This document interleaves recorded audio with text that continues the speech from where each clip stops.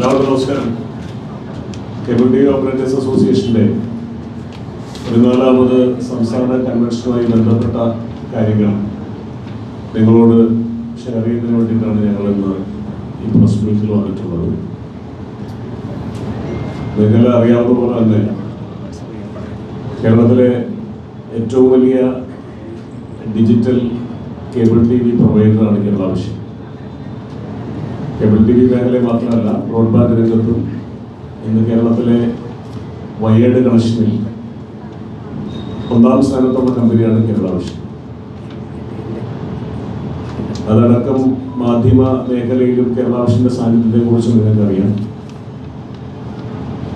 അപ്പോൾ ഞങ്ങളെ സംബന്ധിച്ചിടത്തോളം ഈ കേരള വിഷൻ സംരംഭങ്ങളുടെയൊക്കെ നേതൃത്വം വഹിക്കുന്നത് കേരളത്തിലെ കേബിൾ ടി വി ഓപ്പറേറ്റേഴ്സ് അസോസിയേഷനാണ്, COA ആണ്. ആ സംഘടനയുടെ കീഴിലാണ് കേരള വിഷൻ എന്ന് പറയുന്ന സ്ഥാപനത്തിന് രൂപം കൊടുത്തതും. കേരള വിഷൻ സംരംഭങ്ങൾ ഇത് കേരളത്തിലേത് മാത്രമല്ല, രാജ്യത്തെ തന്നെ ഏറ്റവും പ്രമുഖ digital cable T V broadband പ്രൊവൈഡറായി മാറിയിട്ടുള്ളൂ. അപ്പം ഞങ്ങളെ സംബന്ധിച്ചിടത്തോളം ഞങ്ങളുടെ ഈ മേഖലയിലെ മത്സരങ്ങളെ സംബന്ധിച്ച് ഞങ്ങൾ പറയാതെ തന്നെ നിങ്ങൾക്കറിയാം. രാജ്യത്തിനകത്തെയും പുറത്തെയും വലിയ കോർപ്പറേറ്റ് കമ്പനികളാണ് ഇന്ന് കേബിൾ ടി വി മേഖലയിലും ബ്രോഡ്ബാൻഡ് മേഖലയിലും അതുപോലെ തന്നെ മാധ്യമ മേഖലയിലേക്കും കടന്നു വന്നുകൊണ്ടിരിക്കുന്നത്. അപ്പം അത്തരം വലിയ കോർപ്പറേറ്റ് കമ്പനികളുടെ കടന്നുവരവിനെ ചേർത്ത് നമ്മുടെ രാജ്യത്തിന് തന്നെ മാതൃകാവുന്ന രീതിയിലാണ് കേരളത്തിൽ കേബിൾ ടി വി ഓപ്പറേറ്റേഴ്സ് അസോസിയേഷന് കീഴിലുള്ള പ്രവർത്തനം നടന്നുകൊണ്ടിരിക്കുന്നത്. ഇവിടുത്തെ ചെറുകിട മാധ്യമ രംഗം മുഴുവൻ, ചെറുകിട എന്ന് പറയുമ്പോൾ ഇപ്പോൾ നിങ്ങൾക്കറിയാം, ഇപ്പോൾ ഇന്ത്യയിൽ വലിയൊരു ലെയർ നടന്നു കഴിഞ്ഞിട്ടുണ്ട് ബ്രോഡ്കാസ്റ്റിംഗ് മേഖലയിൽ. ഡിസ്നിയുടെ ഭാഗമായിട്ടുള്ള വാൾട്ട് ഡിസ്നിയുടെ ചാനലുകളും അതുപോലെ തന്നെ ജിയോയുടെ ഗ്രൂപ്പായിട്ടുള്ള വയാകോം-18 തമ്മിലുള്ള ഒരു ലെയറാണ്. അപ്പോൾ ഇന്ന് ഇന്ത്യയിൽ ഏതാണ്ട് 65% മീഡിയയും മാധ്യമ ചാനലുകളും ഇന്ന് റിലയൻസിന്റെ ഭാഗമായി മാറിക്കഴിഞ്ഞു. ബാക്കി നിൽക്കുന്ന 35% വരുന്നതിൽ തന്നെ കോർപ്പറേറ്റിന്റെ ഭാഗമായി നിൽക്കുന്ന കുറേ ചാനലുകളുണ്ട്. പക്ഷെ അതിൻ്റെ ഒന്നും ഭാഗമല്ലാതെ കേരളത്തിൽ പ്രവർത്തിക്കുന്ന ചാനലുകളുണ്ട്. അപ്പോൾ ഈ കോർപ്പറേറ്റ് സപ്പോർട്ട് ഇല്ലാതെ പ്രവർത്തിക്കുന്ന ചാനലുകൾക്കൊക്കെ തന്നെ അവരുടെയൊക്കെ നിലനിൽപ്പ്, പ്രത്യേകിച്ചും അവരുടെ അതിജീവനം, അത് കേബിൾ ടി വി ഓപ്പറേറ്റേഴ്സ് അസോസിയേഷനുമായി ബന്ധപ്പെട്ടതാണ്. കേരള വിഷൻ്റെ പ്ലാറ്റ്ഫോമുകളിൽ തീർച്ചയായും വളരെ നല്ല രീതിയിലുള്ള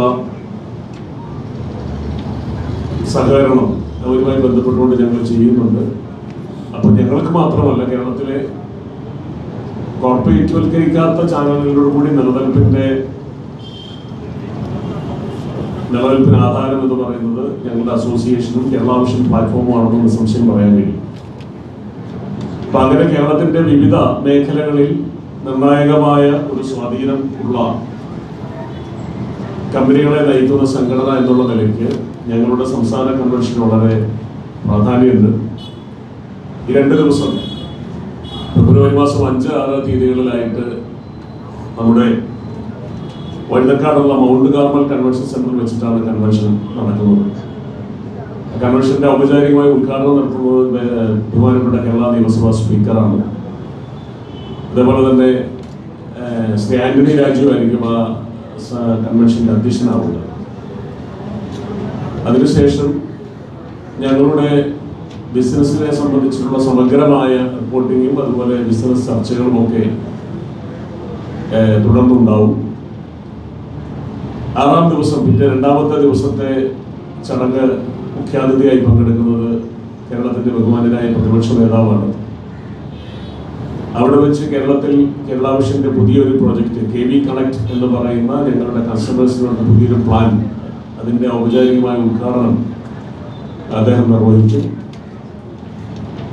അതേപോലെ തന്നെ ഇത്തവണ കേരള ടെലിവിഷൻ അവാർഡ്, അതിലെ മികച്ച ആങ്കറിനുള്ള അവാർഡ് കിട്ടിയത് കേരള വിഷൻ ന്യൂസിലെ ബനേഷിനാണ്. അദ്ദേഹത്തിനുള്ള പുരസ്കാര വിതരണം അടക്കം ആ ചടങ്ങിൽ ഉണ്ടാവും. ഈ 2 ദിവസവും അടുത്ത വരും കാലഘട്ടങ്ങളിൽ ഈ ഇൻഡസ്ട്രിയിൽ വരുന്ന മാറ്റങ്ങളെ സംബന്ധിച്ചും അവിടെ ഏത് തരത്തിലുള്ള സമീപനമാണ് അതുമായി ബന്ധപ്പെട്ടുകൊണ്ട് നടത്തേണ്ടതെന്നുള്ളതിനെ സംബന്ധിച്ചും ഒക്കെയുള്ള വിശദമായ ചർച്ചകളാണ് കൺവെൻഷൻ നടക്കുക. അപ്പോൾ അതിനുവേണ്ട എല്ലാവിധ പിന്തുണയും മാധ്യമ മേഖലയിൽ നിന്ന് നിങ്ങൾക്ക് ചെയ്യാൻ കഴിയുന്ന എല്ലാ സഹായവും ഞങ്ങളുടെ ഈ കൺവെൻഷൻ്റെ വിജയത്തിലേക്ക് ഉണ്ടാവണം എന്ന് അഭ്യർത്ഥിക്കുകയാണ്. അത് നേരിട്ട് കണ്ട് പറയുന്നതിനായിട്ടാണ് നമ്മൾ ഒരേ മേഖലയിൽ പ്രവർത്തിക്കുന്ന ആളുകളാണ് ഞങ്ങളിവിടെ എത്തിയിട്ടുള്ളത്. എല്ലാവരും എത്തിയിട്ടുണ്ടെന്ന് തോന്നുന്നു. എന്തായാലും സന്തോഷം. നിങ്ങൾക്ക് മറ്റെന്തെങ്കിലും കാര്യങ്ങൾ ചോദിക്കാനുണ്ടെങ്കിൽ ചോദിക്കും.